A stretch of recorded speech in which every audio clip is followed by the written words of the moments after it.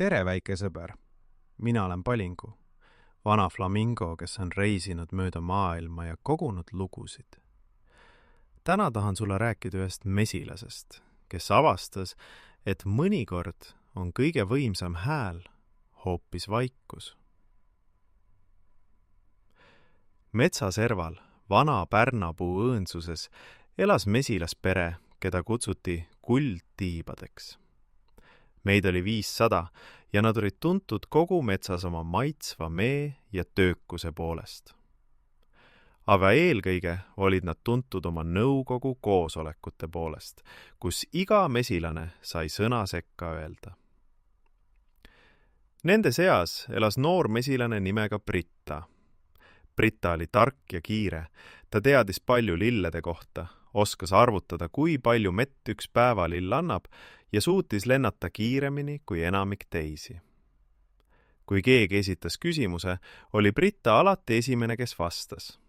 Kui keegi rääkis probleemist, oli Britta juba lahendust pakkumas, enne kui teine jõudis lause lõpetada. Britta on nii tark, ütlesid mõned mesilased. Britta on nii kiire, ütlesid teised. Aga vanad mesilased vahetasid mõnikord pilke ja vangutsid päid. Kuldtiibade peres elas ka teine mesilane, keda kutsuti Vaikne Vilma. Vilma oli vanem mesilane, kes ei rääkinud peaaegu kunagi. Ta istus nõukogu koosolekutel tagumises reas, silmad pooleldi kinni ja kuulas. Ainult kuulas. Mõned noored mesilased arvasid, et Vilma on lihtsalt väsinud või aeglane. Britta mõtles mõnikord, miks ta üldse koosolekutel käib, kui ta kunagi midagi ei ütle. Aga mesilaste kuninganna Helmi kohtles Vilmat alati erilise austusega. Ühel sügispäeval puhkes kuldtiibade peres paanika. Meevarud olid kadunud. Mitte kõik, aga ligi 1/3 nende talvevarudest oli üleöö haihtunud. Kärgede vahelt oli mesi justkui ära imbunud. Keegi ei teadnud, kuidas see juhtus. Kuninganna Helmi kutsus kokku erakorralise nõukogu. Mesilased, ütles ta tõsiselt, talv on tulemas ja meil ei ole piisavalt mett. Me peame välja selgitama, mis juhtus ja leidma lahenduse. Kohe tõusis sumisemine. Kõik rääkisid korraga. Britta lendas ette. Ma tean, mis juhtus, hõikas ta. Kindlasti on mõni lõhe puu koores, kust mesi välja voolab. Me peame kohe kontrollima kõiki seinu. Aga me just kontrollisime seinu eelmisel nädalal, ütles üks vanem mesilane. Siis tehke uuesti, vastas Britta. Võib-olla jäi midagi märkamata. Mõned mesilased läksidki seinu kontrollima, aga ei leidnud ühtegi lõhet. Järgmisel hommikul oli veelgi rohkem mett kadunud. Nõukogu tuli jälle kokku. Seekord olid kõik veelgi närvilisemad. See on kindlasti mingi haigus, hüüdis Britta. Mesi on läinud halvaks ja me peame selle välja viskama enne, kui see levib. Aga mesi lõhnab normaalselt, ütles üks mesilane. Kontrollige uuesti, nõudis Britta. Mesilased kontrollisid mett. See oli täiesti korras. Tagumisel real istus Vaikne Vilma, silmad kinni ja kuulas iga sõna, iga häält, iga ohkamist. 3. päeval oli olukord kriitiline. Pool talvevarudest oli kadunud. Nõukogu koosolekul oli kaos. Me peame lahkuma, hõikas üks mesilane. Me peame võitlema, hüüdis teine. Me peame ehitama uue taru, pakkus kolmas. Britta lendas jälle ette, tema hääl üle teiste. Kuulake mind, ma olen mõelnud ja ma tean, mida teha. Me peame... Britta, see oli Vaikne Vilma. Kõik jäid vait, sest Vilma ei rääkinud peaaegu kunagi. Jah, küsis Britta ärritunult. Kas sa oled kuulanud? küsis Vilma tasaselt. Muidugi ma olen kuulanud, vastas Britta. Ma olen kuulanud kõiki ja sellepärast ma teangi, mida teha. Vilma raputas aeglaselt pead. Sa oled kuulnud sõnu, aga kas sa oled kuulanud vaikust? Kas sa oled kuulanud seda, mida ei öelda? Britta ei saanud aru. Mida sa sellega mõtled? Vilma tõusis aeglaselt. Kuninganna, kas ma tohin küsida mõned küsimused? Kuninganna Helmi noogutas. Vilma lendas aeglaselt kärgedele lähemale, nendele, kust mesi oli kadunud. Ta ei uurinud mett, ta ei uurinud seinu, ta lihtsalt seisis ja kuulas. Kas keegi on kuulnud midagi ebatavalist öösel? Küsis Vilma. Vaikus. Mitte suurt heli, jätkas Vilma. Väikest heli. Midagi, mis ei tundu õige.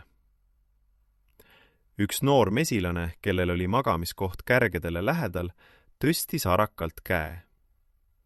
Ma kuulsin midagi, aga ma arvasin, et see pole oluline. Mis see oli? Küsis Vilma. Kraapivat heli, väga vaikset. Ma arvasin, et see on lihtsalt puu, mis tuules liigub. Britta tahtis midagi öelda, aga Vilma tõstis tiiva. Oota, las ta räägib. Noor mesilane jätkas. Ja vahel tundub, nagu keegi hingaks. Väga aeglaselt. Aga see on kindlasti lihtsalt tuul, eks? Vilma noogutas. Kas keegi veel on midagi kuulnud? Midagi, mida te tagasi hoidsite, sest see tundus tähtsusetu? Aeglaselt hakkasid teised mesilased rääkima. Ma tundsin kord imelikku lõhna, aga mõtlesin, et see on metsahõng. Ma nägin midagi varjus liikumas, aga arvasin, et mu silmad petsid mind. Ma leidsin väikese augu puu põhjas, aga ei viitsinud kellelegi öelda, sest see tundus liiga väike. Kild killu haaval hakkas pilt selginema. Kuninganna, ütles Vilma, ma usun, et keegi elab meie puu sees. Keegi, kes väljub öösel ja sööb meie mett. Aga kes? Küsis kuninganna. Selleks tuleb kuulata. Täna öösel. Britta astus ette. Ma tulen valvama. Ma olen kiire. Kui keegi tuleb, näen ma teda kohe. Vilma vaatas teda. Britta, sa oled kiire, aga valvamiseks on vaja midagi muud. Kas sa oskad olla vaikne? Mitte ainult mitte rääkida, vaid tõeliselt vaikne, nii et sa kuuled isegi mao hingamist puu all. Britta tahtis öelda, muidugi, aga seekord ta peatus. Ta mõtles. Ta polnud kunagi proovinud olla tõeliselt vaikne. Ma ei tea, tunnistas ta ausalt. Vilma naeratas. Aus vastus. Tule minuga ja ma õpetan sulle.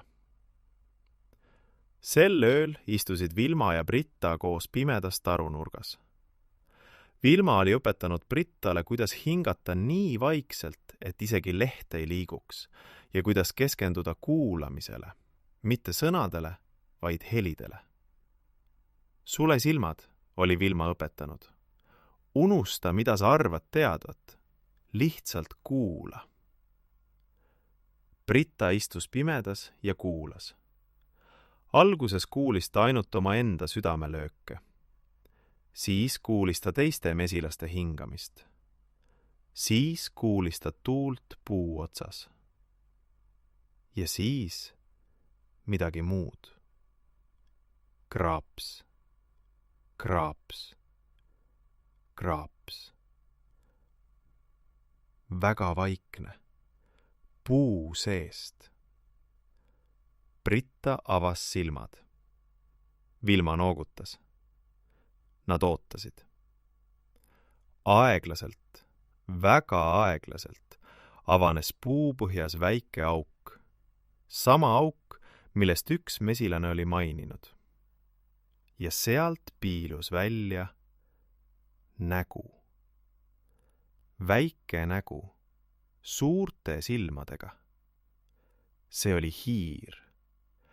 Väike metshiir, kes oli kuidagi puu sisse pesa teinud. Hiir nägi 2 mesilast ja tardus. Ära karda, ütles Vilma õrnalt. Me tahame ainult rääkida. Hiire nimi oli Minna ja tema lugu oli kurb. Ta oli kaotanud oma pere sügistormis. Tema pesapuu oli maha langenud ja ta oli üksi.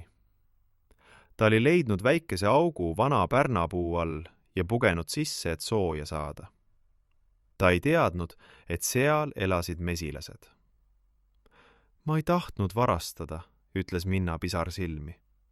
Aga mul oli nii külm ja nii kõht tühi ja mesi oli nii hea. Ma mõtlesin, et võtan ainult pisut, aga siis ma ei suutnud lõpetada. Britta vaatas väikest hiirt ja tundis midagi ootamatut. Mitte viha, vaid kaastunnet. Kui tema oleks üksi olnud, külmas ja näljas, kas ta oleks teisiti teinud? Järgmisel hommikul viisid Vilma ja Britta Minna kuninganna ette. Nõukogu oli vihane. Varas, karjusid mõned mesilased. Ta peab lahkuma! Britta avas suu, et pakkuda oma lahendust, aga siis ta peatus. Ta meenutas Vilma õpetust. Kuula kõigepealt. Räägi siis. Ta kuulas, kuidas mesilased karjusid. Ta kuulas, kuidas Minna nuttis. Ta kuulas, kuidas kuninganna istus vaikselt ja mõtles. Ja siis ta kuulis midagi veel. Midagi, mida keegi ei öelnud valjusti, aga mis rippus õhus. Hirmu. Kõik kartsid talve. Britta tõstis tiiva. Kuninganna, kas ma tohin midagi öelda? Räägi, Britta. Ma arvan, et me kõik kardame. Me oleme vihased Minna peale, aga tegelikult me kardame talve. Me kardame, et meil ei jätku mett. Britta hingatas sügavalt. Aga kui me Minna minema ajame, kas meile jääb rohkem mett? Ei. Mesi on juba kadunud. Aga kui me teda aitame, siis on meil sõber. Mesilased jäid vait. Minna on väike, jätkas Britta. Ta ei söö talvel palju. Ja ta teab metsa. Ta võib aidata meil kevadel leida esimesed lilled, enne kui teised mesilased ärkavad. Ta võib hoida meie pesa sooja oma karvase kehaga. Ta võiks olla meie liitlane, mitte vaenlane. Vaikne Vilma naeratas. Kuninganna Helmi otsustas, et Minna võib jääda. Mitte varasena, vaid pereliikmena. Minna lubas aidata mesilasi, kuidas suudab, ja mitte kunagi enam ilma küsimata mett võtta. Sel talvel juhtus midagi imelist. Minna karvane keha hoidis tarunurka sooja. Ta väikesed käpad puhastasid kärgede vahelt prügi. Ja kevadel, kui lumi sulas, jooksis Minna metsas ringi ja leidis esimesed lumikellukesed. Nädalaid enne, kui mesilased oleksid neid lendamisega leidnud. Kultiibade pere elas talve üle ja sai tugevamaks kui kunagi varem. Aga kõige rohkem muutus Britta. Ta oli endiselt tark ja kiire. Ta teadis endiselt palju ja suutis lennata kiiremini kui enamik teisi. Aga nüüd, enne kui ta suu avas, ta kuulas. Ta kuulas sõnu, aga ka vaikust nende vahel. Ta kuulas, mida öeldi, aga ka seda, mida ei öeldud. Ta kuulas hirme ja lootusi ja unistusi ja muresid. Ja mida rohkem ta kuulas, seda targemaks ta muutus. Kuidas sa nii targaks said? Küsisid noored mesilased temalt. Britta naeratas. ma õppisin ühe vana mesilase käest, et meil on 2 kõrva ja 1 suu. See tähendab, et me peaksime 2 korda rohkem kuulama kui rääkima. Veel mitu aastat hiljem, kui Britta ise oli juba vana mesilane, istus ta nõukogu koosolekutel tagumises reas. Täpselt seal, kus omal ajal oli istunud vaikne Vilma. Tema silmad olid pooleldi kinni ja ta kuulas. Noored mesilased arvasid, et ta on lihtsalt väsinud. Aga kuninganna teadis paremini. Ja nüüd, väike sõber, tahan sul ütelda head ööd. Homme, kui sa ärkad ja maailm on täis helisid ja hääli, proovi vahel peatuda ja lihtsalt kuulata. Mitte ainult sõnu, vaid ka vaikust. Mitte ainult seda, mida öeldakse, vaid ka seda, mida ei öelda. Sest mõnikord ütleb vaikus rohkem kui 1000 sõna. Ja mõnikord on parim viis aidata lihtsalt kuulata. Head ööd, väike sõber. Sinu Palingu.